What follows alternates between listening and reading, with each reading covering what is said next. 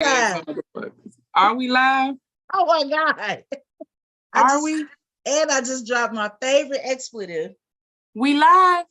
That's what my thing said. Oh shit. Expletive. Another expletive. Look, if anybody wanted a summary of WEF Forum 2023, I just gave it. Peaky in the brain at. What are we doing today, Club Schwarz? We're just continuing our efforts to take over the world. That's the report. Yeah. Oh man, wait, hold on, let me make sure I'm straight around here. There we go. I didn't know we was live. But here we are. We're live. Hell, we live. Shit. Good evening. Good evening, y'all. So if you are tuning in, share, like, subscribe, share. I'm trying to see what I can see. I'm trying to see if I can, okay, I'm trying to see everything. All right, so now I can see the board so I can see what's going on. And we'll just get into it. I don't know how much of that they caught because I was steady playing around with how to make it, remember how to make it go.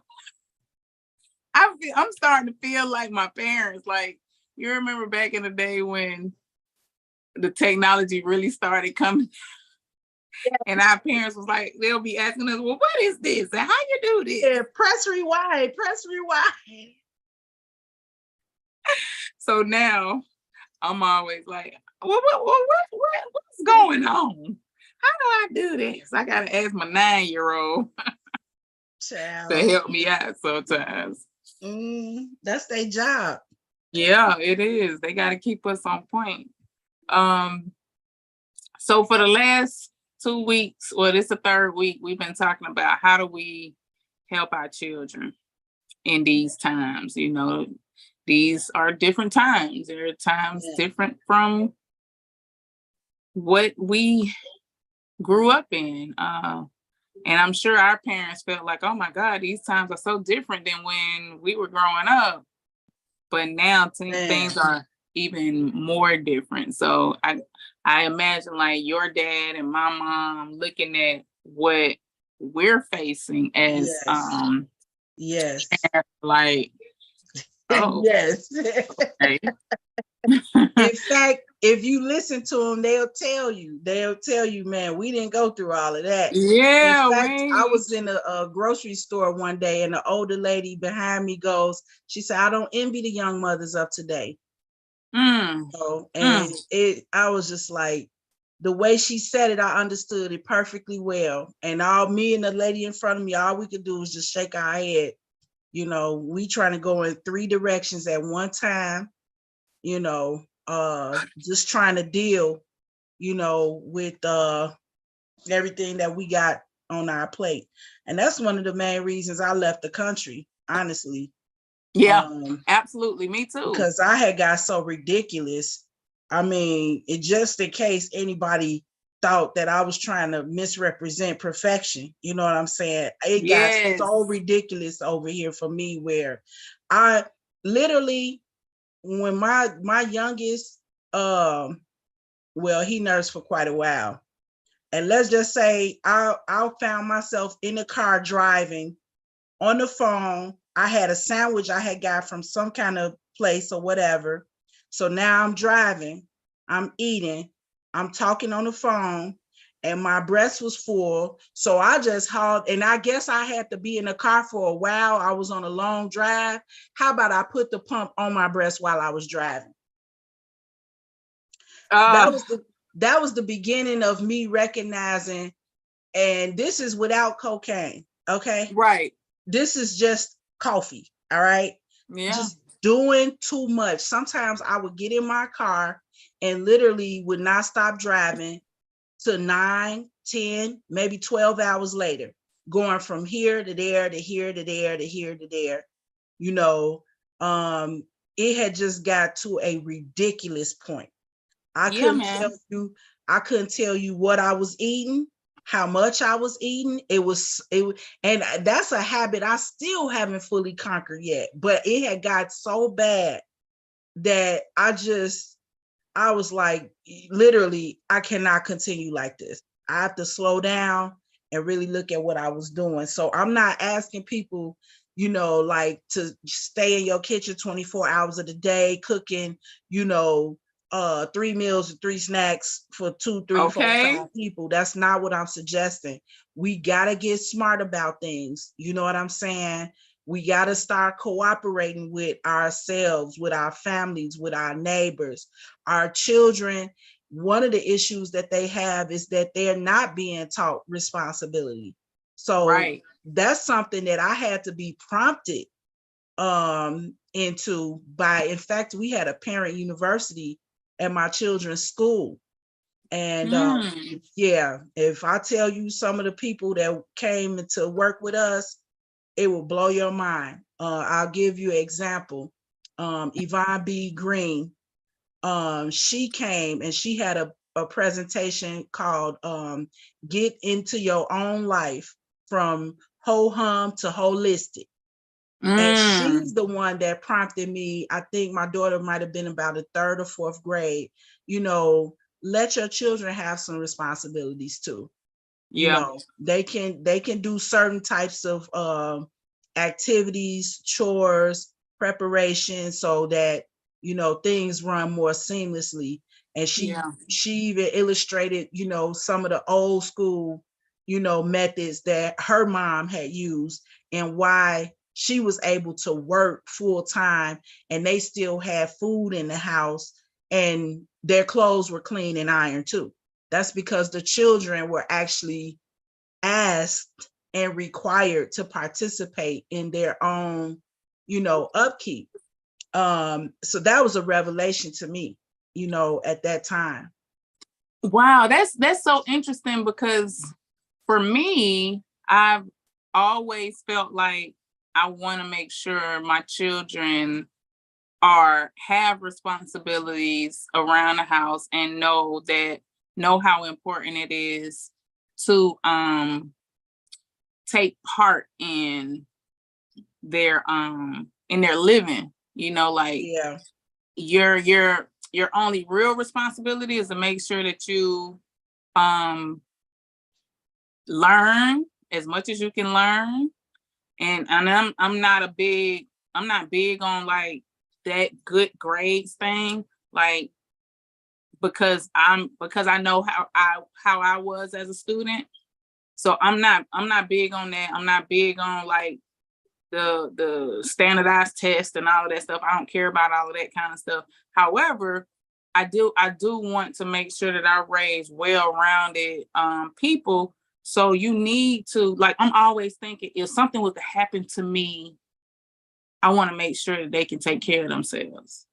So like that's always been my my thinking, especially when I saw like a couple of people who were my age pass on and they had children. And I was like, oh snap, like if something was to happen to me, I need to make sure that my kids can at least know how to start taking care of themselves. So like early on, I started like giving them responsibilities. It's everybody started out with learning how to sweep and learning how to do, little stuff or whatever. But it's always, me and my cousin has 8 children, right? Her and her husband together.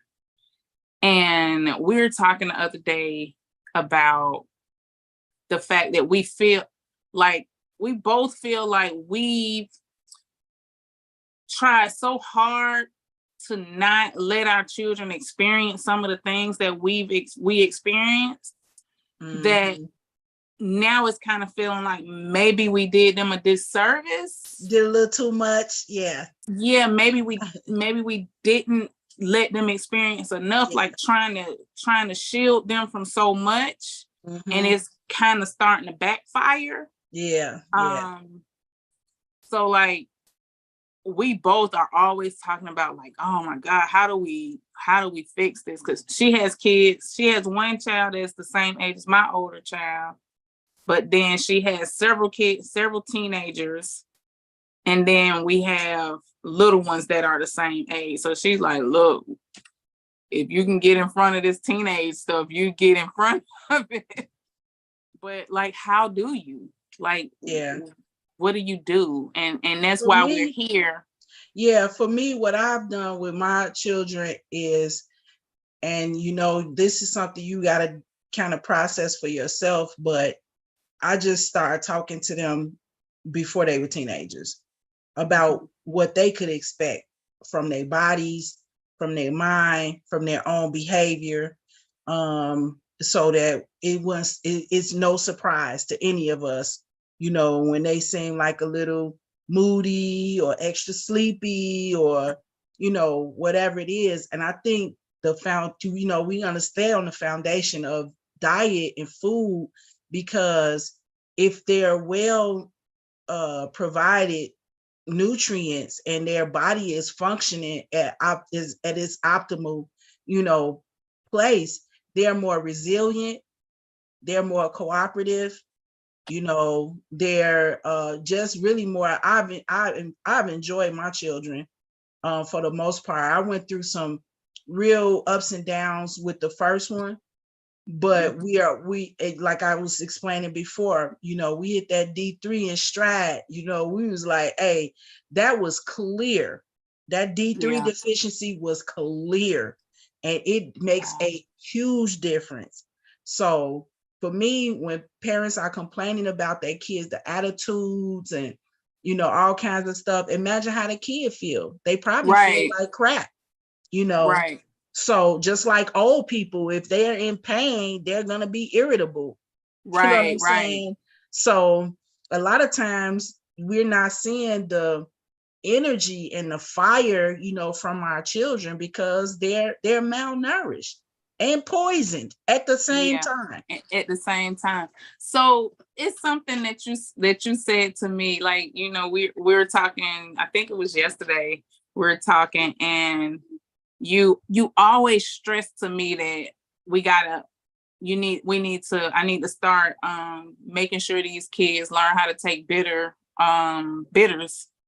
And you suggested a few things to me that I didn't even think of as bitters. But as I'm going on my plant medicine, herbal medicine journey, and you're helping me with that, and then my other girlfriend helping me with that, you mentioned some herbs that were good for them, but it was good to get them started on bitters. Can you give our audience some herbs that would be good to start the children on, so that they can learn how to take bitters and the importance of bitters? Like, can you explain the importance of bitters?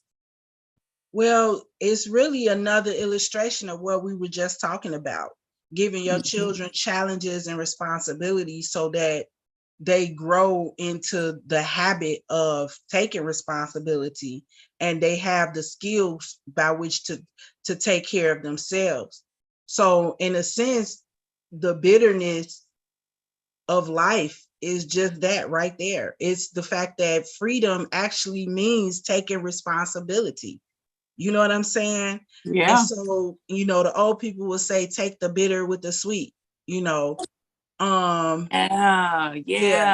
So, and then at the naming ceremony in many of the African cultures, you introduce the child. You give them bitters. Yeah, that's one of the tastes. They get salt, they get honey, they get bitters, and then they might get a little liquor.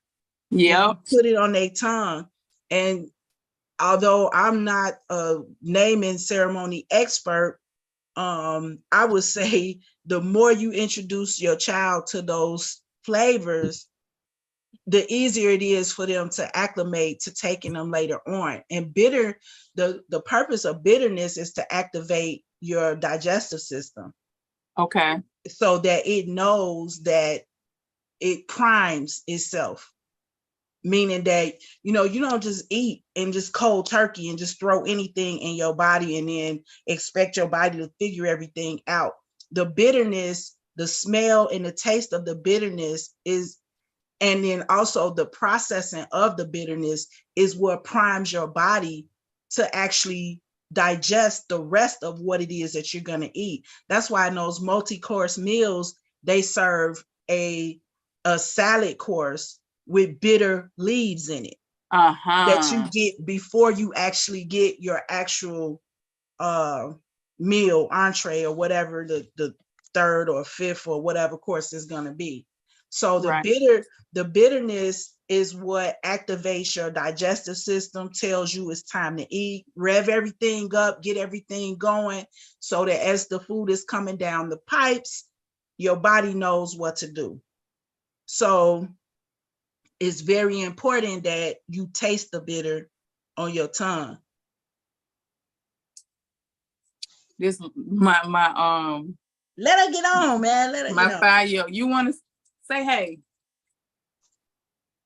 Hi. Say hello. I go on. So yeah, the bitterness is part of life, and it's like we talking about food, but we also talking about life. You're not going to always have honey in your life, and you have to learn how to take the bitter. Or as I tell my kids, you have to learn how to accept a no. But however however you want to see it, So you also mentioned that when we were talking about it, because I was telling you how I struggle with bitters real bad. I went from I don't take no bitters to like the Mac Daddy of the bitters, living bitters. Oh God, no.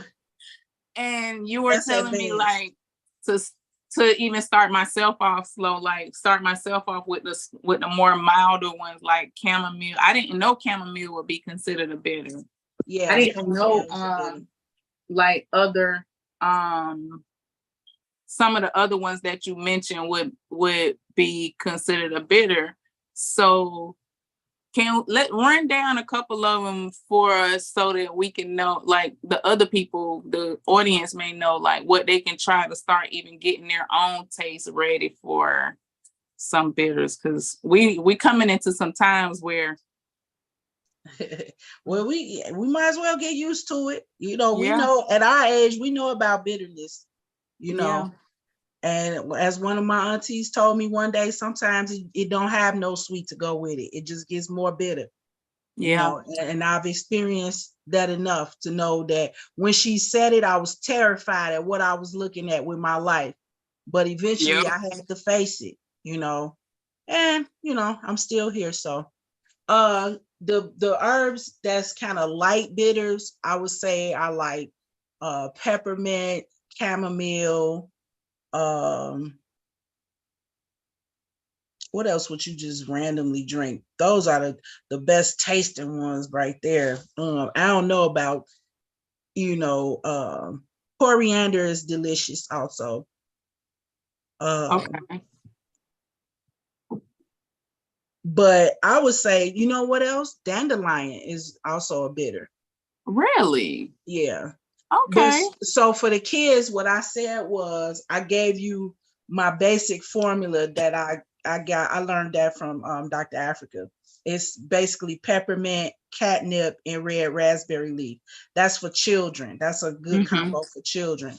And so what I do is, depending on what they might be dealing with, I might add chamomile or rose hips or something like that, depending on what they're dealing with, just to round it out. And now I do put a little honey in it, but you know, you will find that you need it less and less. Something like chamomile, you really don't have to add any honey to it.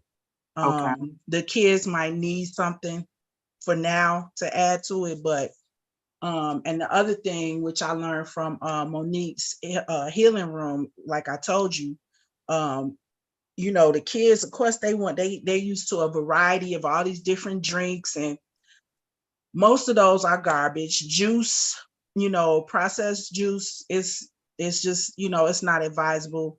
Any type of pop, soda pop, depending on what part of the country you from, Yeah. you know, is garbage. You know what I'm saying? They got a lot of sugar in Lots of sugar. those things. I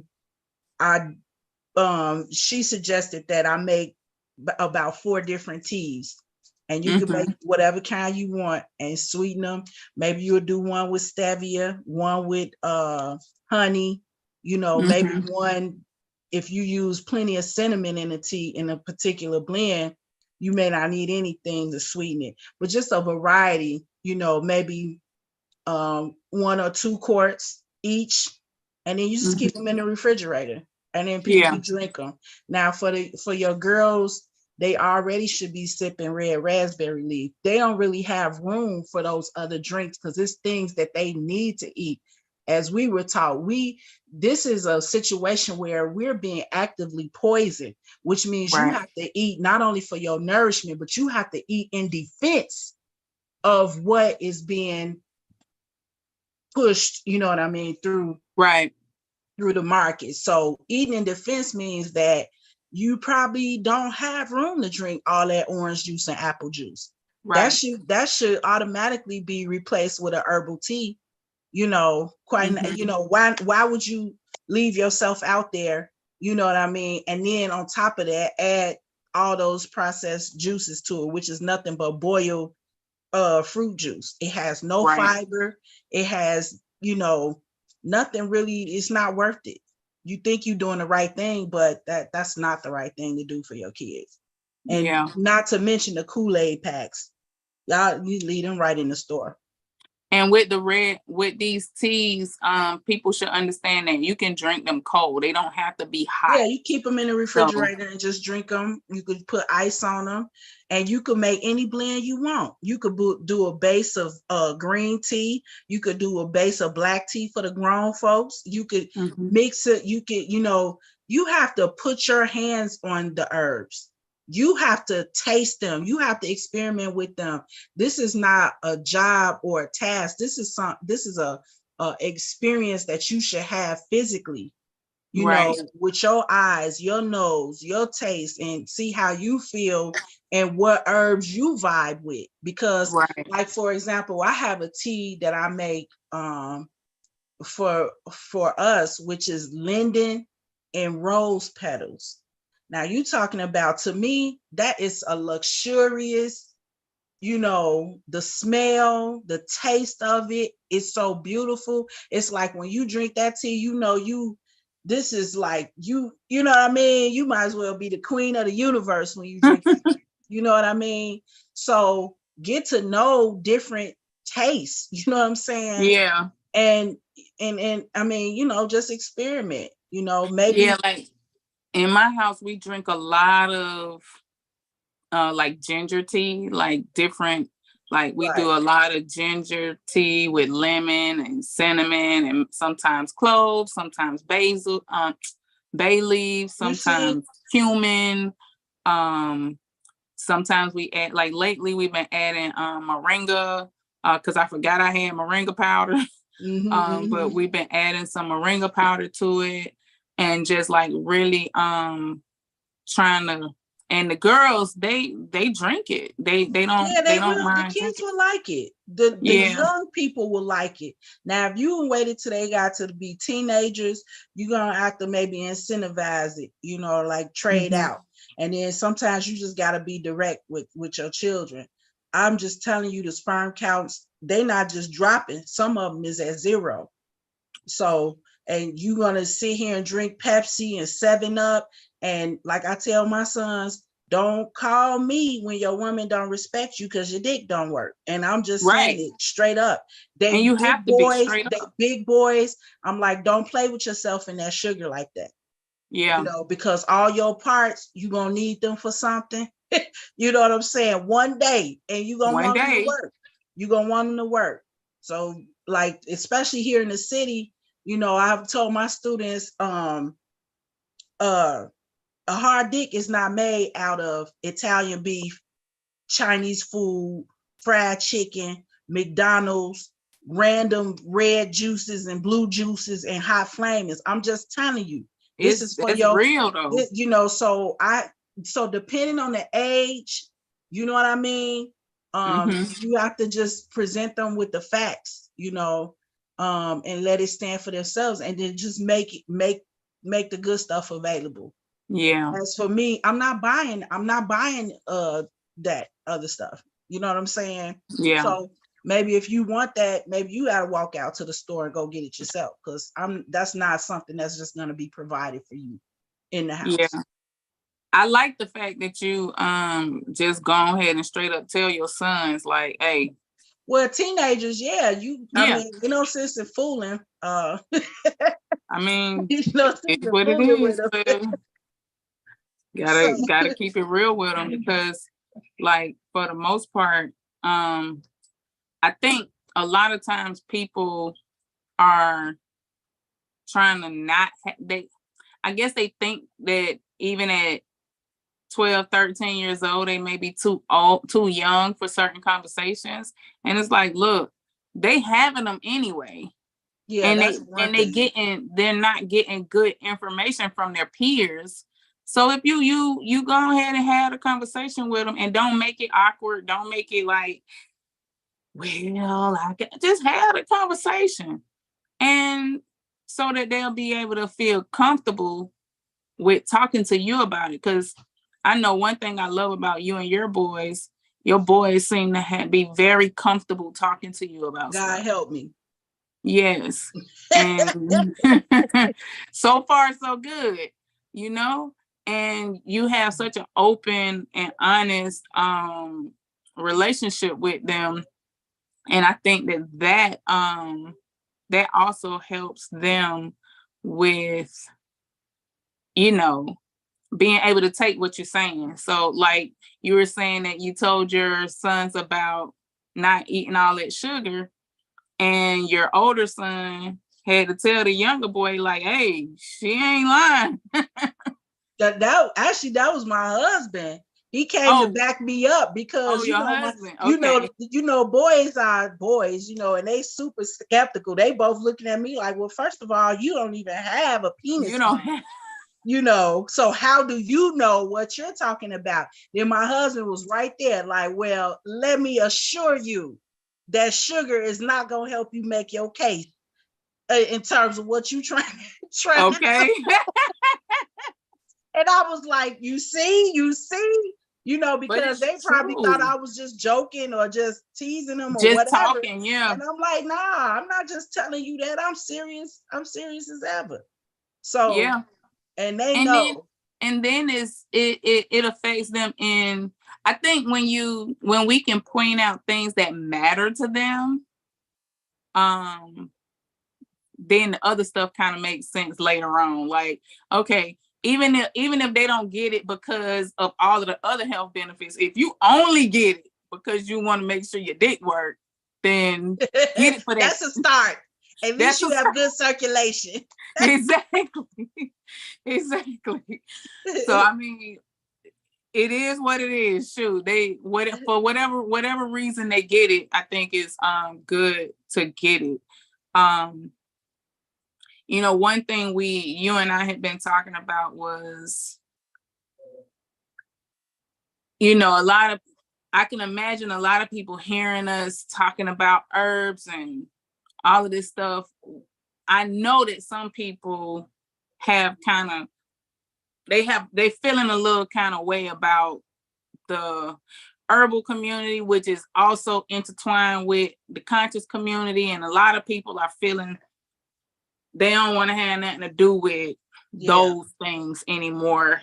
or at all.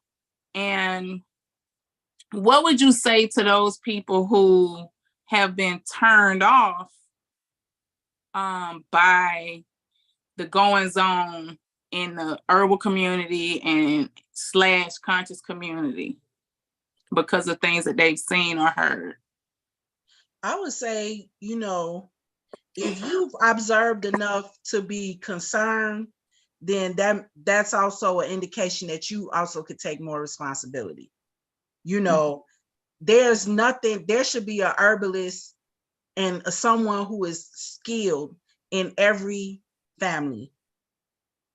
We are nowhere near where we need to be with this thing. So if you're noticing discrepancies and foolishness, why not be a part of the solution? Right. What, and you're not limited. It's so many different healing modalities, that it could be in whatever your interest is. And, and I do, this is very controversial, but one of my favorite aspects is fermentation. Yes. And it's very controversial because one of the outgrowths of fermentation is alcohol. Right. So if you're a hardliner who wants to say any alcohol is from the devil, or any alcohol is going to poison your body, then if you're one of those people, that's what makes that controversial. But that's my thing. Right. I don't care whatever. I know plenty of my elders that take issue with me over it, but it's an issue, and I'm willing to stand on what I'm saying. Fermentation is a gift from God. Okay. I agree. And there's a place for it. I'm not suggesting people abuse any type of anything, let alone alcohol. But you can't tell me that a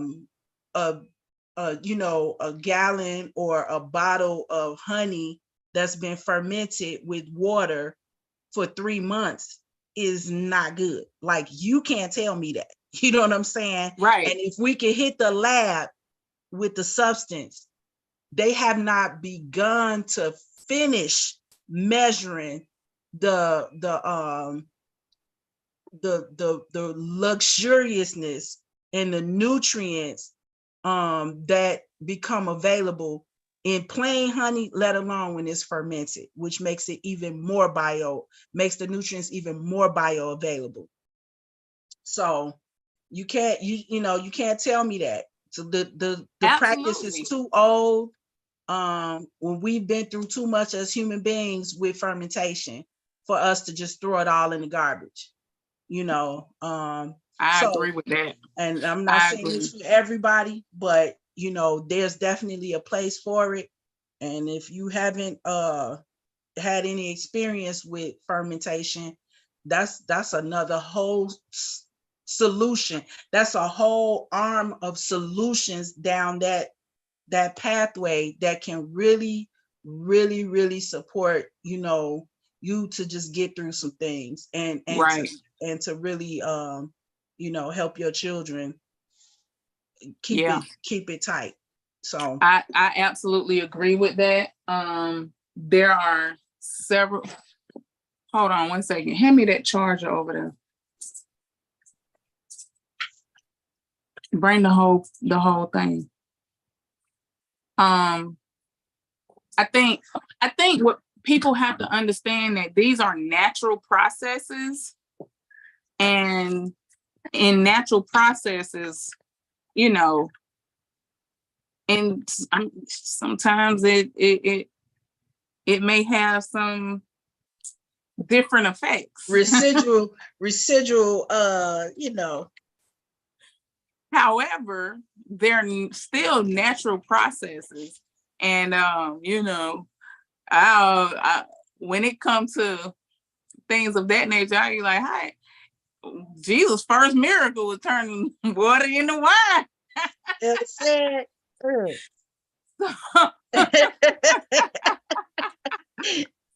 So if you want to go there, then as far as I feel like it is all good. But you know, anything in excess is a problem. Like if you drinking too much water, it's a problem. Right. The interesting thing about fermented drinks is this, especially drinks that have a little bit of alcohol in them. I ain't just talking about kombucha or whatever. I'm talking about mead or I don't know, dandelion wine or whatever. They got a little bit of alcohol in it for real. But the interesting thing about that is that when and just in general, when you're dealing with a whole food, you can't do too much. Right. You know what I mean? Although I have seen a couple of people who will not be named sit down and drink quite a bit of mead at one time, but I bet you their stomach was messed up because they drank almost a gallon. It was good, but it wasn't meant for you to drink all that. It's like when you drinking a whole food produced drink or food, you're full. You know what I mean? About 2 glasses, that's about all you're gonna be able to do with that. You're gonna feel some kind of way, and you will literally have to, be some kind of special person to force feed yourself any more than that. So that's the cool thing about it. Now, when you get to the highly distilled and highly refined drinks, obviously that's just like sugar, which is highly refined.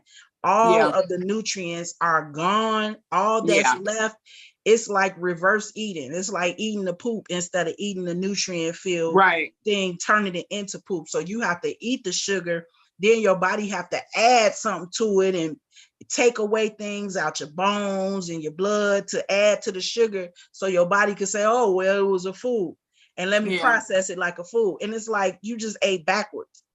So with distilled liquor, that's a concern. And that's why historically, from my observation, Africans don't just drink liquor, they take it. It's the difference. And when you go into a place that produces it, they'll ask you, what are you taking it for? Right. Which means that it has medicine, which medicinal purposes. Alcohol synthesizes certain aspects of herbs. Right. Better than water, and some of them water can't synthesize at all. So you need the alcohol for that. Right. But now, if you're giving a kid a tincture, which is made from alcohol too, they do have non-alcohol versions of those tinctures, but you can always hit it with a little hot water and let the alcohol evaporate off of it, and then give it to them like that. So, and we had hot toddies when we were kids. That was the first go-to when I was a kid. It was a hot toddy. And you always felt better the next day. Yeah, definitely. So you sweat it out and be straight by the next day. 2 days tops, really. You good. And I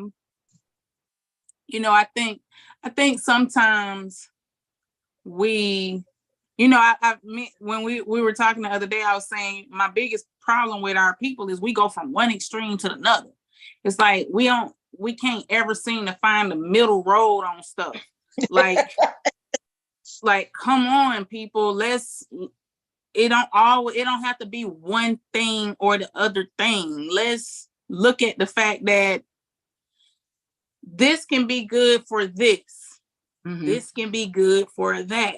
And maybe you might need to be to do a certain kind of detox. Maybe you don't need to eat no meat, or maybe you need to eat meat because you're having this kind of issue, or maybe you need to take this herb for this kind of issue, or this tincture for this kind.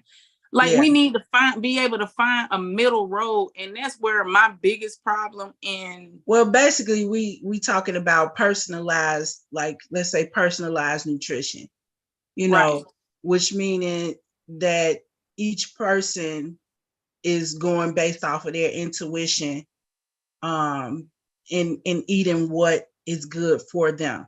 Some people can eat bananas, some people cannot. Some people can eat red meat. They love it, maybe even crave it for, a natural craving for it.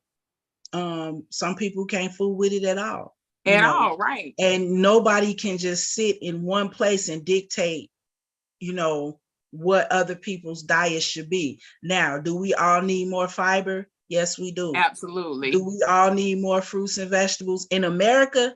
Yes, absolutely. We do. Yes, do we all need more vitamin D3? Yes, we do. More than likely, you do.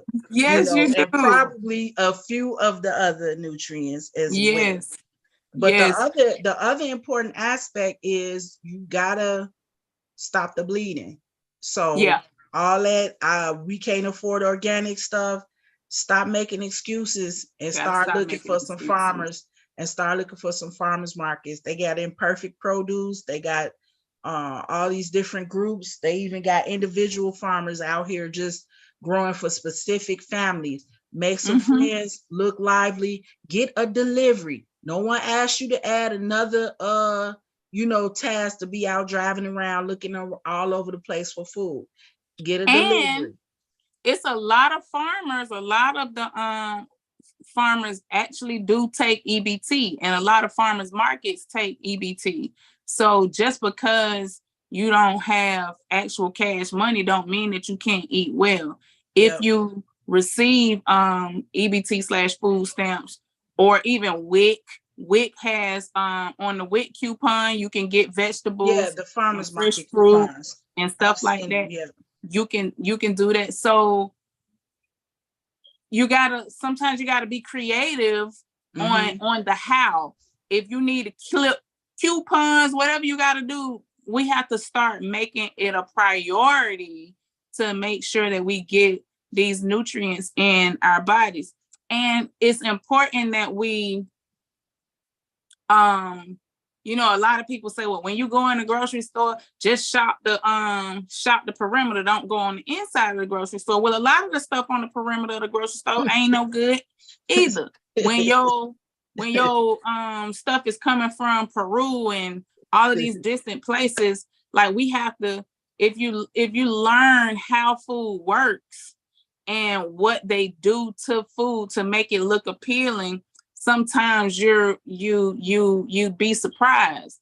So if you can find you a local farmer who's able to produce these things and who will be, usually local farmers will tell you, well, this is what we use and this is how we're growing our food. Like they take pride in even sharing how they're growing. So do whatever you have to do to make sure that your family is getting the nutrients that they need, because like you said, we got to start at the basics. And the basics is that we got to start with nutrition. We want to get these kids or these children feeling better. The feeling better is going to start with their nutrition. And their attitudes and all of that will start with their nutrition. Yeah, we want to, people want to say, take the devices from them, do it. You're gonna make a monster out of them because you didn't deal with the first thing, which is the nutrition. Right. So for those who are watching, understand that what we're saying is we have to start somewhere. So start with, instead of buying sodas and stuff, buy the teas, make some tea. If y'all like chamomile or red raspberry, if you got girls especially, ginger tea, like make some teas. Ginger lemonade is something that we absolutely love. But use honey instead of sugar, or stevia instead of sugar. Find different ways. You can even use agave nectar instead of sugar. Like, use some of the different things, because unfortunately, a lot of us are addicted to sugar. Like, sugar has been classified as, it would be classified as like a class 9 narcotic or something. Like, it's up there with heroin. Yeah, it's one of the most difficult addictions. It is probably the most difficult addiction. For me. And they put it in everything that we eat. Like everything that we eat, there's sugar in it. And that is for the purposes of making you want it some more. They know that it's addictive.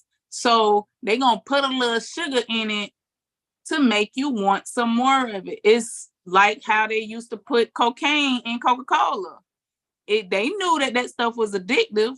So you still got people who, I still believe they must put something in there, because there's still a lot of people who drink Coke and they have to have it. But at the same time, it could be the sugar content that's in Coke that's making them so addicted to it. So, you know, and you can't just snatch it away, because you literally have, as an adult, when I've done that to myself, you go through headaches, you go through withdrawals, be shaking and carrying on. Like it's a lot to try to get off sugar. Yeah, like telling me you gotta ease yourself out of that. You gotta ease yourself. So imagine what the children are going through. Man, they thirsty, man. Oh my God. But you know what? Think about when we was kids, we would go to the store, buy a whole bunch of candy. Yeah. And we still wasn't chronically ill, most of us. No. But we was outside playing too. Like there's some other factors that's involved. So we was getting a lot of sun. That's not involved now. So that's for those people that say that, oh, well, when I was a kid, we ate all of this and we did all of that. This ain't that. Ain't that. Things that change. Also, like when I was growing, I grew up, I'm from South Florida. So although I might have went to the candy lady, I also was stealing mangoes and oranges and that's that Florida vibe. We don't know nothing about that down. You know what I'm saying? So I'm sitting, I done climbed up in somebody's mango tree and I'm sitting there like a little crackhead eating mangoes. And I still might go to the candy lady. But I also was running outside a lot. Like a lot. So I was getting a whole lot of sun. Mm-hmm. So I was getting a lot of the stuff that I needed. Right. And we just have to figure out how to get our children those things that they need, because things are different. This ain't that. Like you can't just let your kids go outside no more and just roam around. But look, sometimes we be having these conversations like we got to figure out every little thing, and we don't. All we have to do is the basics. Everything will work out. Even your children will know what to do better if they are coming from a stronger foundation.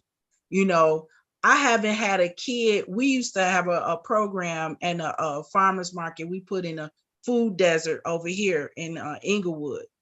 And we used to just grab any of the neighborhood kids and take them out, about an hour drive out to the farm. We go out there and pick the food and everything. I'm in the middle of the hood. Everybody say it's the most dangerous place. We haven't met a teenager yet that didn't want to hop in the car and ride out to the farm and kick it for a day and come back. And they enjoyed it. You know what I'm saying? So put the stuff out there for them and let them make some of the decisions. One of those children was my daughter. And she actually took it a step further, because one of the things we wanted them to see was this is where everything comes from the soil. Right. From the soil, we think about what we can manufacture. We think about what we can eat. We think about how we can make money. And so she started thinking about making these natural herbal products. Mm-hmm. Not just herbal, but just natural products for skin and hair, beauty products. Right. All that came from just being on the land, seeing where things come from, and imagining the possibilities. You don't even have an imagination if you're sitting in front of a video game all day. It's true. So instead of looking at it as a task in terms of trying to source your food for your family, involve your children. Again, that's a good point. feed them well and see what solutions they will come up with. You understand what I'm saying? It's not for us. We don't have to figure out everything, and we don't have to do everything. We do. You're right. Our goal is to just leave all the great options accessible for our children. You know what I'm saying? And try to give them the information that they need. Look, let's don't be hypocritical. When our children start preschool, the first thing that happens in preschool is who shows up? Officer friendly. At age 3, our kids know, even if you in the middle of a grand heist of your life and you fully armed to the teeth, if the man show up with his guns, you put yours down. Right. We train them to think that, starting at age 3 years old. Mm-hmm. We teach them stop, drop, and roll at 3 years old. So let's too also start teaching our children how to look through an African lens at 3 years old. Right. Don't just leave it for happenstance. You know what I'm saying? So we have to find the ways to put the things in front of them that we want them to see and we want them to learn, and give them a chance to do them. This is not about enforcing a specific way of eating or a lifestyle on anybody. They have all kinds of things that they can do and come up with. We got children that are master crocheters. My sons are heavily into martial arts. My daughter is heavily into art. This is all from just the things that they were exposed to. I didn't force any of it on them.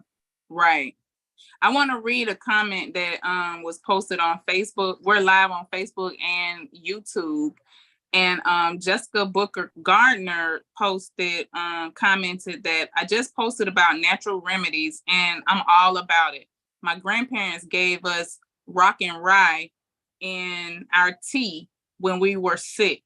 I bought a book about plant medicine and how to make it. Unfortunately, people have been brainwashed to depend on these doctors and their toxic medicine. When I read what she was saying, it made me think about me and your conversation yesterday. And we were talking about the fact that, when I was doing my university, I wanted to be a medical physician. But when I really learned like what it is that I would have to do in that system, I couldn't bring myself to be a part of it. And it's taken me all this time to realize that I still want to help, but I want to help in a natural way. So seeing this sister talk about, people being brainwashed to depend on the doctors. And I know that she's talking about conventional medicine instead of holistic medicine. It's unfortunate. And it's not just like here, it's a lot. Like even you see when we're in Africa, that there's a lot of people who have become brainwashed into believing that what we have done for thousands of years is not good enough. It have to come from them other folks, when in all actuality, what they have done is taken what we have and turned it into something else. And all I have to say for people who think in that way is, after just a few decades of that, where are we at with that? Exactly. How's that working for us? How's that working out for us? Yeah. And if we just look at the difference between, so my grandmother was a person who grew up in a time where we were still using a lot of plant medicine and stuff. My mother came up when they started using this conventional medicine and all of this stuff. So have I. And the difference in the health of that 3 generations is totally different. You can clearly see it. Just go at your next family. At your next family reunion, just sit back and observe it. That's all you got to do. And it'll tell you the whole story. Yeah. It'll tell you the whole story. So we have to stop pretending like we don't see it. And that's one thing that I like that you be saying is like, we just walking around acting like we don't know, like we don't see. And we're trying to ignore what we can see with our eyes. Like, you see this. This is not a secret. You seeing people who wouldn't have had certain kind of ailments and stuff. I know a 37-year-old young lady with rheumatoid arthritis. Yeah, myself, I've dealt with it. I know it's ridiculous. Several young women with fibromyalgia. I know several, I've so many people coming up with, like, so many young Black women coming up with these breast cancers and all of this stuff, and I really believe that if we would go back to what we've known, we can cure ourselves of this stuff. Because what you take, they give you one medicine, that medicine you got to take some more medicine to deal with the symptoms that you get from that, the side effects from that medicine. And then the next medicine, you got to take some medicine for the side effects of that medicine. And then all of them have that little, at the end of it, they'll be telling you all of the little side effects, and then they'll say death real quick and run over it. Like, we act it's like not funny, but I gotta laugh. It's true. Like, it's funny, but it's not funny. It's funny because we hear it, we see it, even our apprehension to a lot of stuff. Look how many of us during 2020 was like, nah, we naturally don't trust the stuff, but then we'll let them convince us that, oh, don't believe your lying eyes. Right. Don't do your own research. That was my favorite one. Exactly. I was like, hey, these people funny. Say it. Come out of here. Why you coming here bothering her? Go. That little 5-year-old baby. Whew. That one is something else. I think I've come to the conclusion that these little the combination of Africans born in America and Africans on the continent, that combination together. Yeah, you telling me. It's something else. They find the loopholes in each side of everything. So, like with the expletives, by English not being everybody's first language in Ghana, the kids get a chance to use expletives in a way that they could never get away with over here. So one day my son was telling me, I asked them, so when they're in school in Ghana and they got to use the bathroom, like, what's the procedure? How do they organize their classrooms?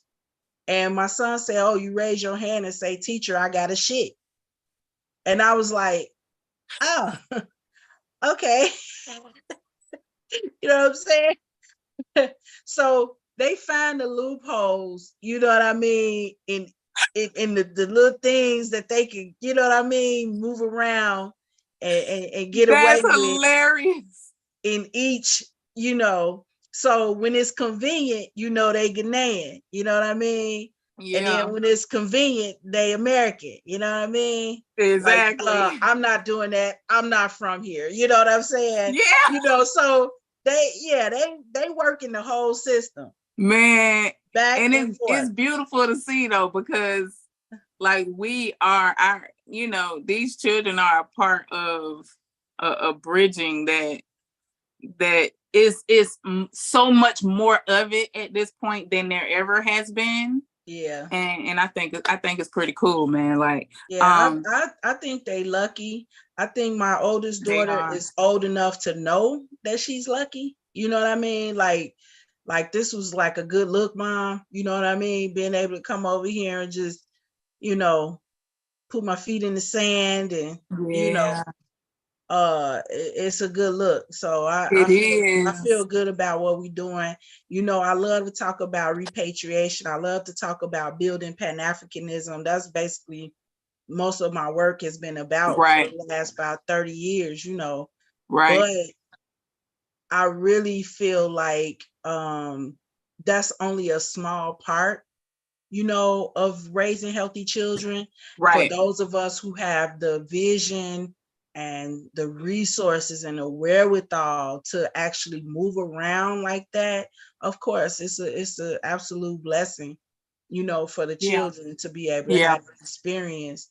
But for those who don't, there's no excuses. You know, I'm not taking any excuses. I don't like what I'm seeing over here. I've been here.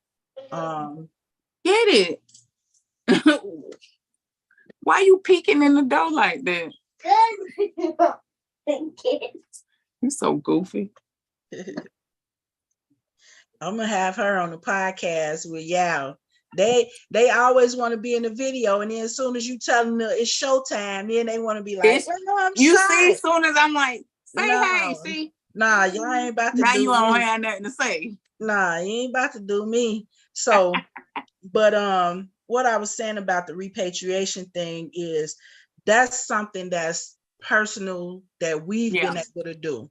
You know, and that's why I wasn't really super like just leading with that conversation. Nah, I don't want anybody to feel like if they don't want to for whatever reason, or if they can't, which I don't believe too much in the can't part. I don't either. But you know, for whatever reason, you know, that's not a requirement.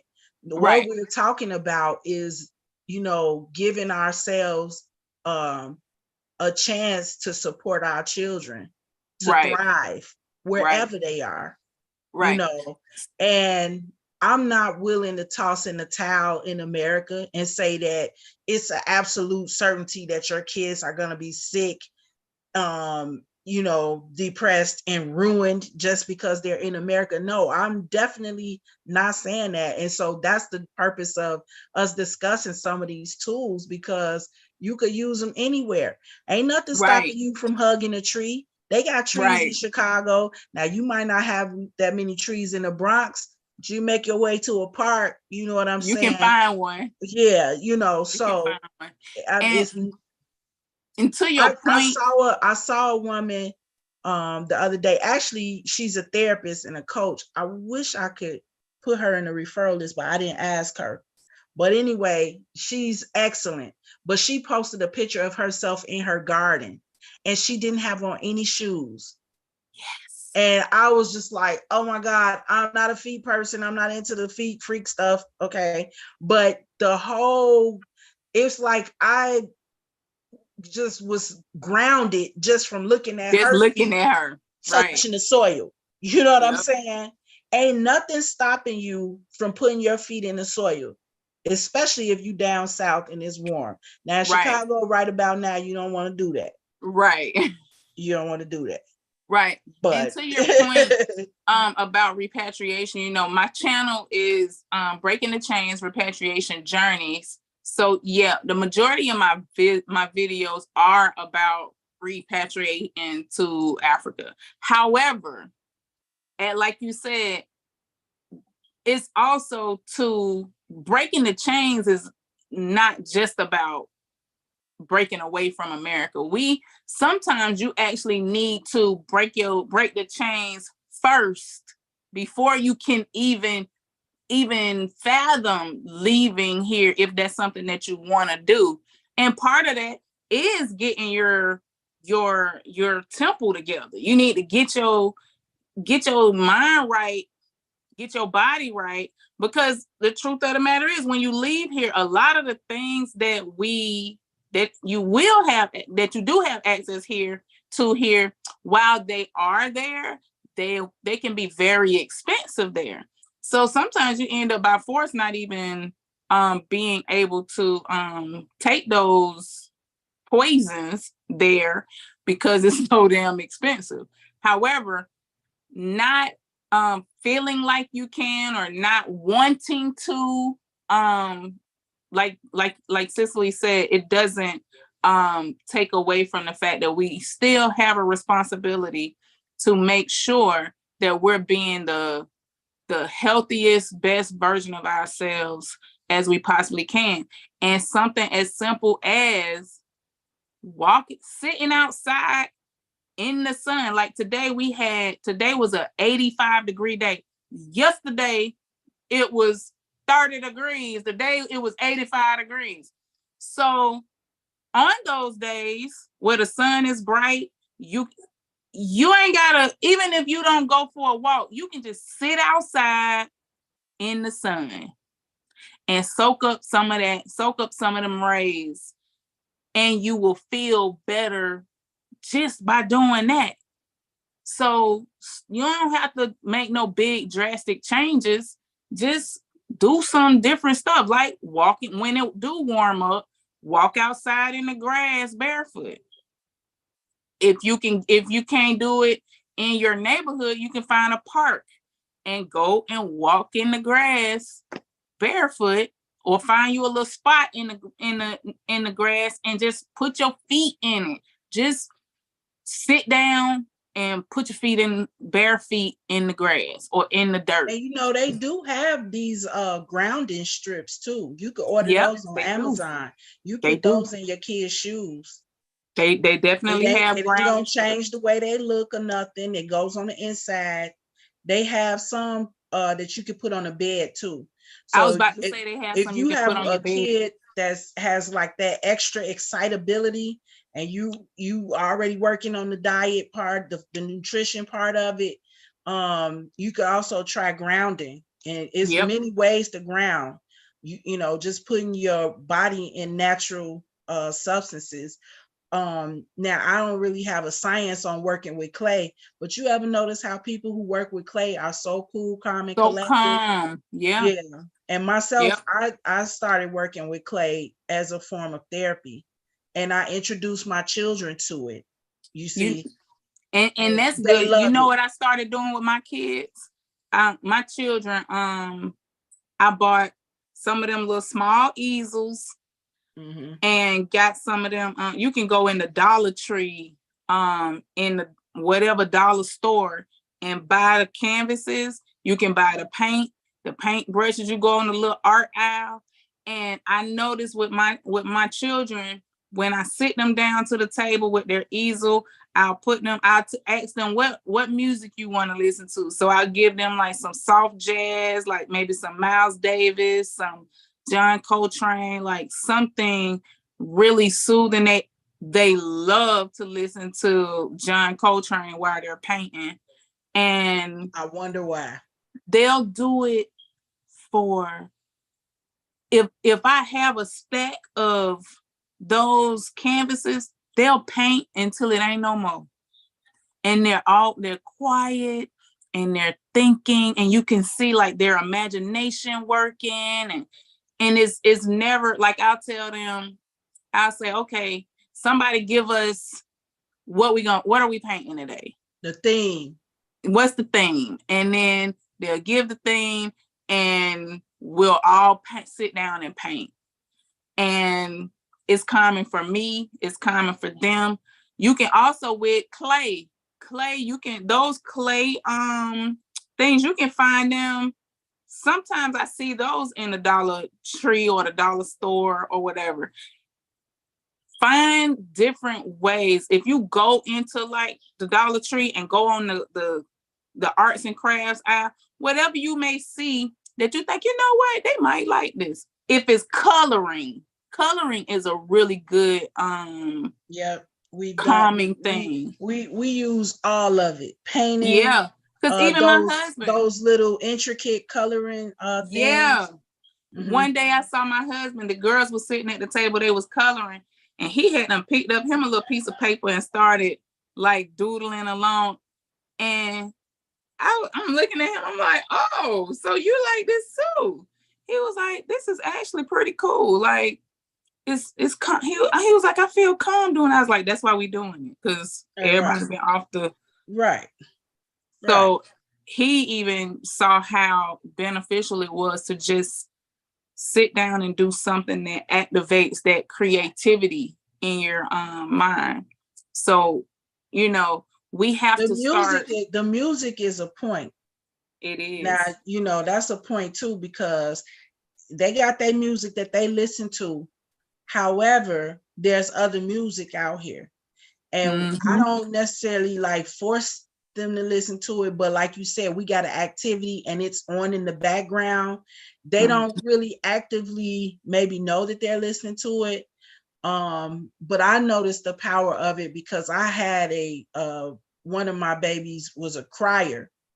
And my brother would be like, I'm gonna put this Sade on, you know, and man, like now if I play it, he's like, oh, that's depressed millennial music. And I'll just be looking at him like, you just do not know how much you really like this music.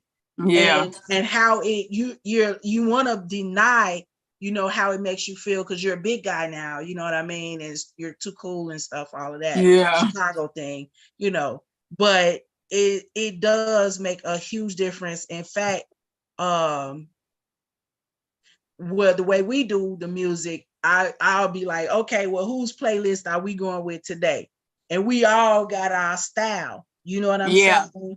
But I find very often they like my style because they go with play your playlist because I'm generally putting somebody they never heard before. Yeah. So the last time I put Nina Simone on, and my son was like, play that again.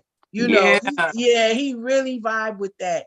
And I already got his sister on Nina, so I know what that does. So, but it's a huge thing because I'm live. Y'all ain't hear that, did you? I'm live on YouTube and Facebook. Whatever it is, say yes. I don't think nobody heard you.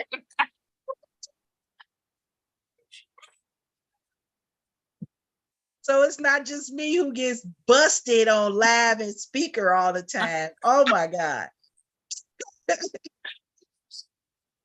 It's okay. Well, hey, it is what it is. It's real life. Yep. It's real life. Yeah, the music is a piece because you know they listening to some wild stuff. And you can't tell them that because we was the same way. You couldn't tell us not to listen to that dumb shit. No, you know you couldn't. Saying? You couldn't. And even now, I'm a trap music fan, just like the next, you know, me too, person or whatever. Me too. I just like old trap music. You gotta know, you know what I'm saying, what you're dealing with. You gotta be introduced to a variety, and the trap music can't be allowed to just, you know, be trapped in our children's heads the way it is right now. So no, we can't. We definitely have to expose them to different things. And like my kids, my husband, he listens to reggae on a regular. He loves culture. I like Beres Hammond. So we're always and then we like everybody else, everybody in between. Buju, Osajifo. He always got some Osajifo playing in the back. Like and the children absolutely love reggae. So they get a good, we try to make sure they have a good balance because my husband like trap music too, but he always, you know, after being here for some time, we in Atlanta, so it's hard not to like it, right? It's hard not to like it. So you know, going between Atlanta and Accra, they have a good, you know, mix of stuff. And then of course I want to make sure that they have that old school vibe going on at times. And I don't think people realize how valuable music is. Man, it's very serious. It helps. It's very serious. Creativity, man. It can work for you. And if you're not careful, it can work against you. And we have to, you know, we have to get out of that. It's just entertainment mode. There's no such thing. There's no such thing. in the end, you know, we might say this every episode, garbage in, garbage out. You know, Yes. if that's all they listening to, I guarantee you they don't got a good thought in their head. One Exactly. day I was on my way, I had been invited to do some event or whatever, and I was listening to culture. And you know, I thought about it, and then whatever I said at the place, you know, it was appropriate, but it was some, you know, revolutionary fervor, you know, whatever it was. But then I started thinking about, look what music I listen to all the time. Like my music is about revolution. That's all I listen to. So it's no stretch that I would think about the music that I'm listening to. So it's something that we need to work this to our advantage, because right now it's being worked to a disadvantage. To a disadvantage, yeah. They whipped our children into a frenzy, got them running around like they all on Cops and Robbers GTA, and it's ridiculous. You know? And it's come to a place where literally art is imitating life is imitating art.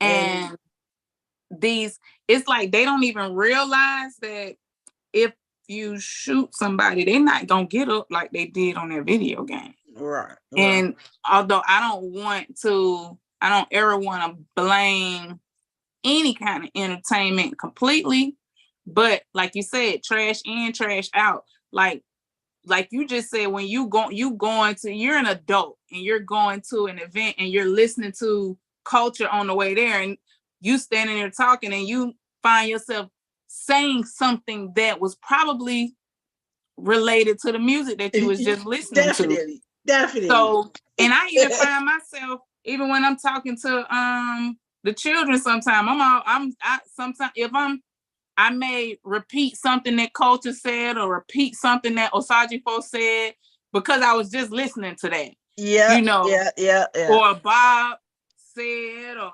Damien said, or, you know, because I listen to reggae a lot, revolutionary reggae a lot. And it's literally, I'm surprised it's not playing in the background right now with my husband and mama sitting in the living room or in the kitchen. One tactic that I also suggest people do, and this is based on, you know, I don't mind going to therapy. Let me just go on the record. And I absolutely, especially in America, I highly recommend that if you're not going to a therapist and your children are not going to a therapist, you think about that part. Yes. One of my therapists talked to me about my time with my daughter, like how, you know, how I'm managing it.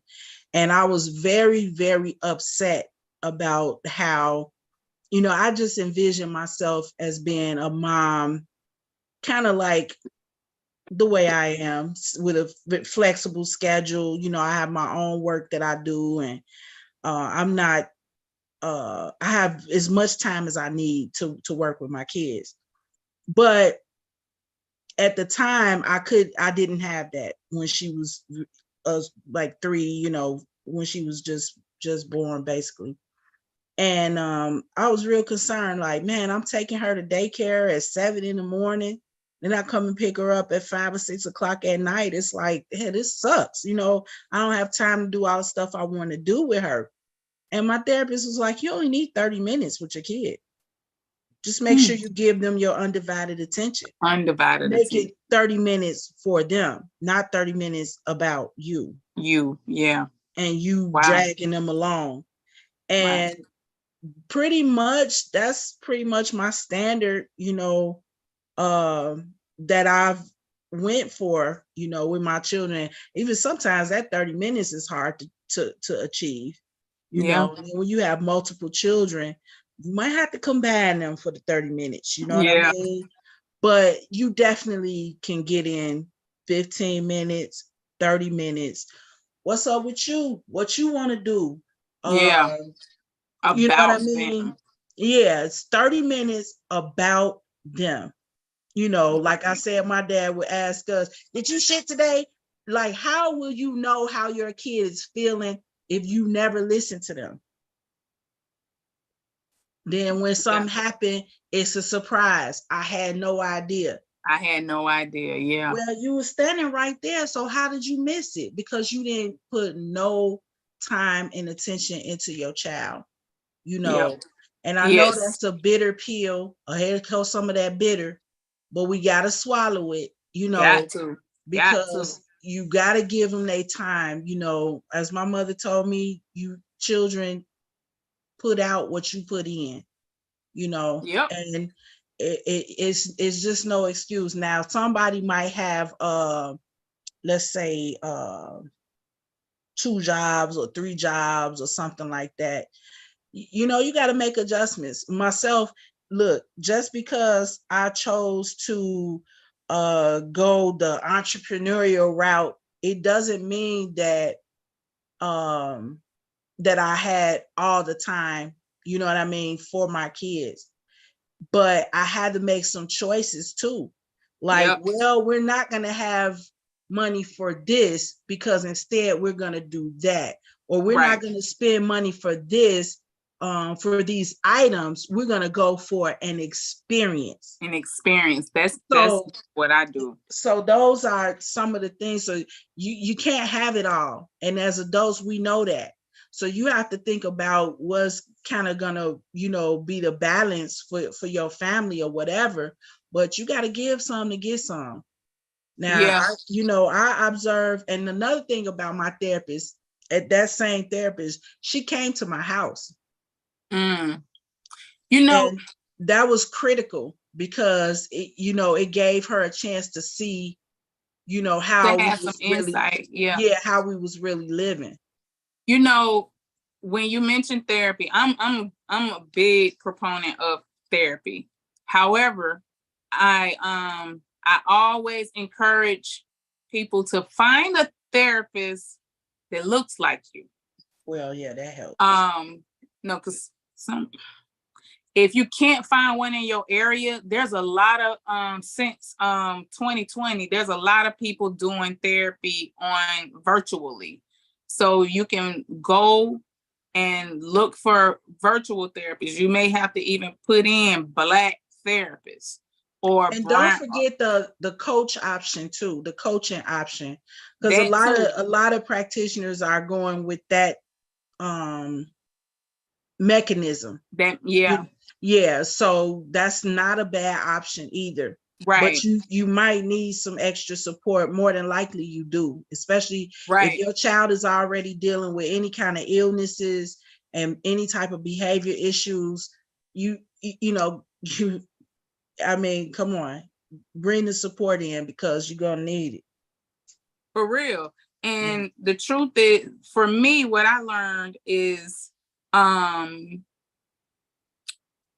that because I had when I was working in corporate America, I was doing therapy, and when I was in college I did some therapy, and both of those times those people didn't look like me, and I found that I wasn't getting what I needed out of therapy during that time because they really couldn't relate. They was doing just like the basic stuff that you do in therapy because they can't relate. However, when I've seen therapists who look like me, whether man or woman, it was even better for me to have a woman. So if you're a man, it'll be, of course, better for you to have a man. Those times I got so much more out of my sessions. Even on like one session, I would get so much more out of it than I was like what it would take 4, 5, 6 sessions for me to get from somebody else because they couldn't relate. Yeah, I could see that. So they couldn't get straight to what my issue was. One time my daughter says her therapist was giving her Bible verses and she was just like, oh no, this is not gonna work. I was like, you need to be talking to somebody who can relate to you and who can understand where you're coming from. And Thankfully, there are a nice variety of our people doing therapy. It's not nearly as many as we need, but it's much more than there used to be. So we need to take advantage of, and like you said, a lot of them are using the coaching method because people have such an issue with therapy. So it does come off a little, it's not as bitter to say I'm a therapist. Oh, I'm a life coach, or I'm a child rearing coach, or whatever the case may be. Do whatever you need to do to get what you need to get. Yeah. And in some cases, you have to do what I like to say, show up the meat and spit out the bones. Like, take what you can use and discard what you can't use. And I say that even for coming and watching our videos, take what you can use and discard the rest, or set the rest to the side, because you might, I'm pretty sure you'll have to come back to the rest of it later when you use what you can swallow right now. Use that. It happened to me. I first met Dr. Africa when I was in college. I was about 18 or 19 years old. And I tell everybody it took me 10 years to process that lecture. Wow. Because weighted against my life and how I had been raised and where I was at, it took me 10 years to process that lecture. And when I was done, I literally walked into them again. And then I was ready for training. Wow. Wow. Yeah. Basically 30 years old. It be like that. That. You know, it to my credit, I did not full out reject, you know, the information that Dr. Africa presented at that time. I just didn't have any other context outside of what he was saying to apply what he was saying to my life. Right. And I just processed it bit by bit. And then when I finished with that part, poof, he was there again. And I was ready for training, ready to get down at that point, And in fact, I was in a training group. It was not most, but about half. It was a lot of young people, even younger than me. And I thought, man, it must be so cool to be able to receive this information at such a young age. Yeah. It must be so cool. And that's what I could say. So maybe it's things that you don't understand. You could ask questions. You could do a little bit more observation. You could pop on Google and do a little bit of research. Or you could just let it brew in the background. But in the meantime, life is going to be going on, and your kids are going to be, facing challenges. So I suggest, we look lively at this time and not take 10 years to process. Look alive. When he said eat for self-defense and eat for offense, you got to know what you're doing and you got to make an effort. Yeah. You have, I know we were talking about, we wanted to share some resources with our people. I know you wanted to reach out to some of your resources first before we started to share them. Have you been able to, reach out to some folks and see if they want us to share or not? I'm not even gonna front. The people who are doing the coaching thing, pretty much the only ones taking anybody on right now. Okay. The herbalists, it's like everybody is just overwhelmed with. Yeah, they so I did put feelers out there, so I'm still, looking for more people, but man, it is not that easy. So that's also brings us back to, sometimes you want a solution from somebody else, but the solution might be you. And you have to be your own solution. Parents, the first time I heard that, I was livid. I was mad at my therapist for the mere suggestion that I be able to fix something that other people go to school for 10 and 15 years to fix. You know, I was upset at the thought of having to take that type of responsibility for myself. But ultimately, it was me who fixed it. Yeah. Not them. So I would say that, you know, when we have that information available, you know, reach out to us. If it's some kind of like emergency or something, reach out. But we'll just post it, you know what I'm saying, as we have it. But man, I'm telling you, my people, it's like we scared to work with each other almost. So man, sis, some of the stuff I've been encountering lately. Yeah. With like, not only are people afraid of the practitioners are afraid of the people. That's what it's looking like. Yeah, this is a situation. I didn't know when we started that we were gonna hit this challenge. But yeah, you know, I think most of the practitioners, like I was talking with my mentor the other day, and she was saying to me, she's like, you know, I thought that when we all knew we were going to get to this space in time. We knew that it was coming, but I just knew that when we got here, it would bring us closer together. And it seems as though it's pushing us further and further apart. And unfortunately, that's what it's looking like. And, you know, it's like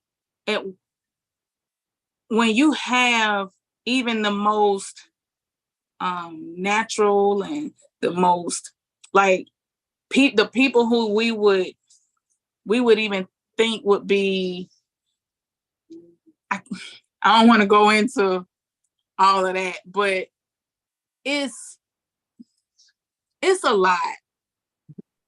It's a lot. and it is you can see why a lot of people are feeling what's the word? Skeptical. Yeah. When you see these, like, you know, the past some years, you see these folks, they all on the internet going back and forth, beefing with each other and all. That's a big turn off. Yes, that's true. That turned a lot of people off who were interested. Like, you had all of these people who were interested in coming that way, and then this is what they see. All they see is this contention. Everybody vying for power and fame, and they want to be seen, and they want to be the big dog. And now you got people who looking at all of them sideways, like, nah, I don't want to deal. Y'all just as messy as anybody else. So, and people were coming to it because it was like, these people seem like they just so peaceful and so zen all the time. And they, you know, they can give you a good idea of how to just kind of bring it down. They all natural and stuff. And then they like Rottweilers, like, whoa, wait a minute. I thought that y'all was going to be all peace and love and hugging trees and setting shit. A good example, right? Yeah, it was that period of time. I can see, like, it's kind of died down, but a lot of other stuff died with it. Yeah. That's the whole thing about just you know, sometimes you don't see outside what you would like to see, and sometimes that's a calling on you to be that. So I would suggest that anybody, if you have amassed that much criticism of people, you know, in the natural healing community, then perhaps, you know, you should get up on your science and see if you could be part of the solution. Because we definitely don't have enough people working. We don't. And I'm not even discouraging people from going to medical school. We don't have enough doctors. We definitely need have enough herbalists. We don't have enough, you know, we should, instead of looking at our children as what we call them, broke best friends and appendages, we should be thinking about, we need some doctors and we need some healers. We need some, you know, definitely. yeah. Definitely. So we need some farmers, and we need some put some fillers out there with your children, and create a vision for their life with them. That's something that's going to serve them, and if it serves them, it definitely will serve us. So yeah. Exactly. So with that being said, we've been at this thing for over an hour and a half.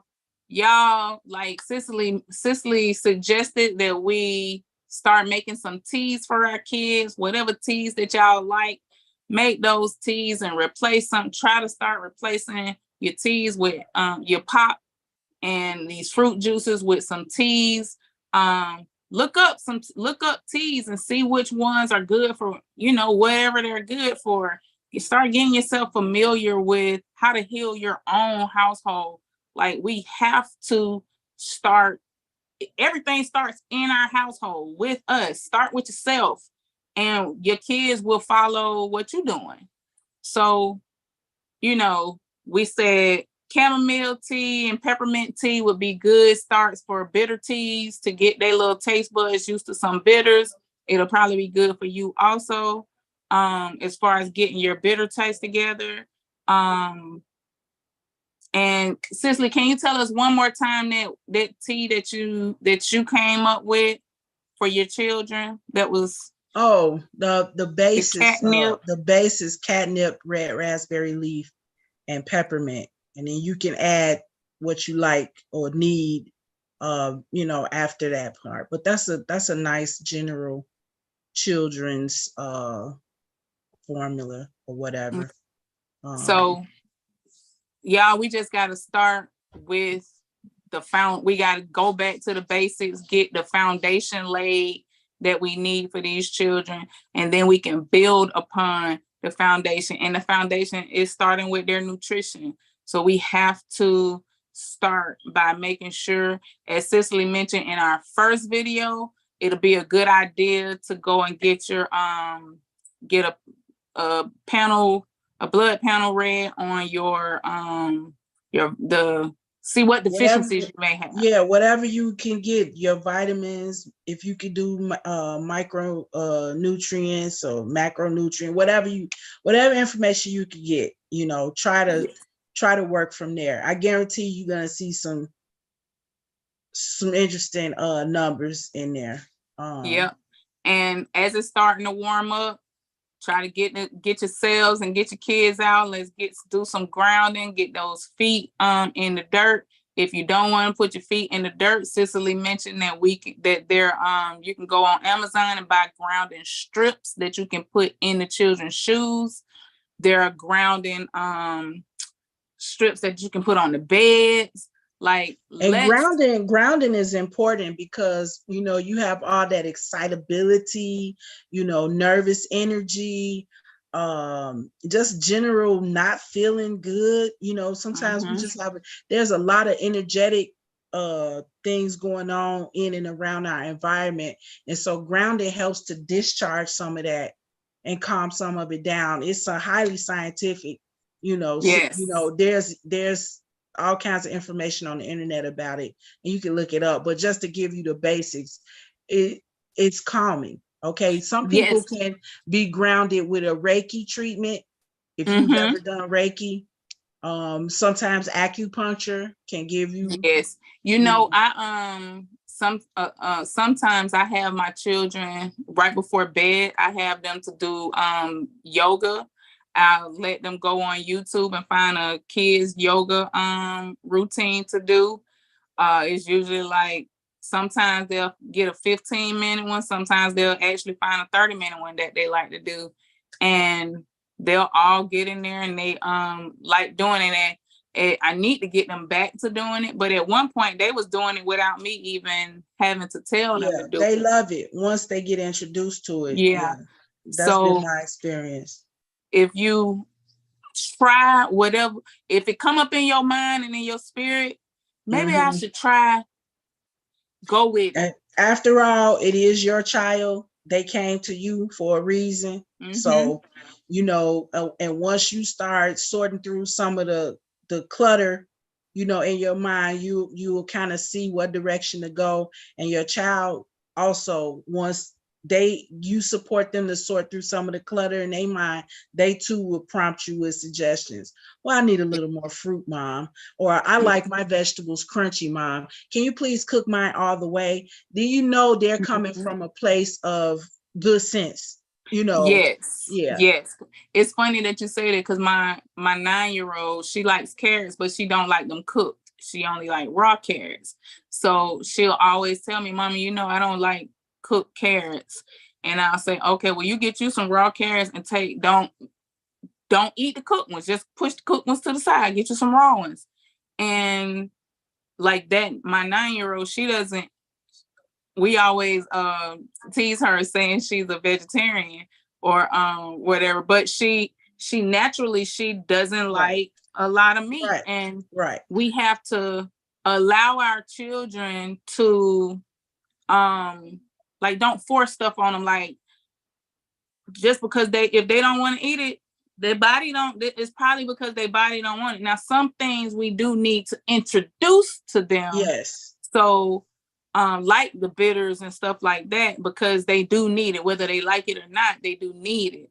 Right. But it's more so about paying attention to what your child needs, which means like that 30 minutes that Cicely, you talked about, giving them, whether it's 15 to 30 minutes of time where you just paying attention to what it is they're talking about, what their needs are, and it'll give you an idea of what they probably need. Like, all of my kids like oranges, so I literally have to buy 2 big bags of oranges when I buy them, because they'll eat them all like in a day.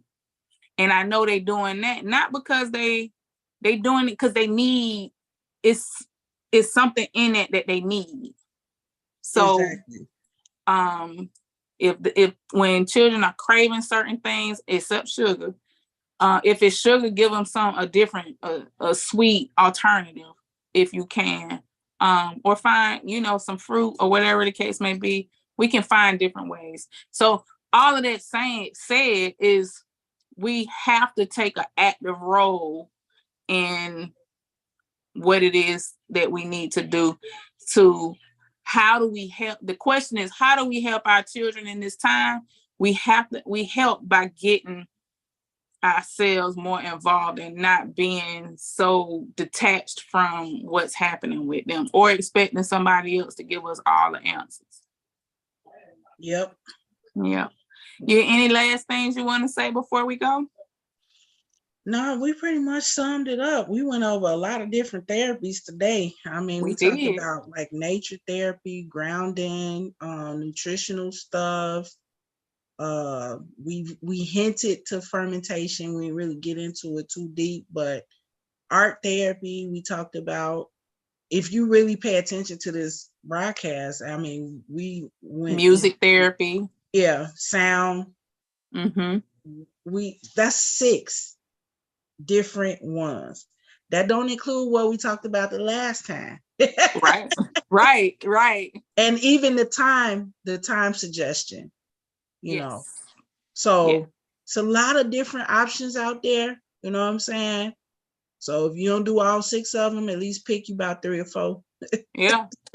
And the truth of the matter is, start with one. Yep. Start with one and work your way up. Start stacking them boys. Yeah, start. Look alive, people. Yeah. We got to get on this thing. Our children need us. The village needs to, if this is how the village have to come together, we can start right here and helping each other, help each other. Yeah. And whatever it takes, we need to do that. It is almost 10 o'clock my time. And I am so happy to always talk with you. Next week, I will see you again. We gonna try to do this as often as we can. If we don't make next week, then we'll try to make the week after next. I want us to be able to share some resources with them. I did the last time but I did it under the video that was shared, not under the original one. So, okay.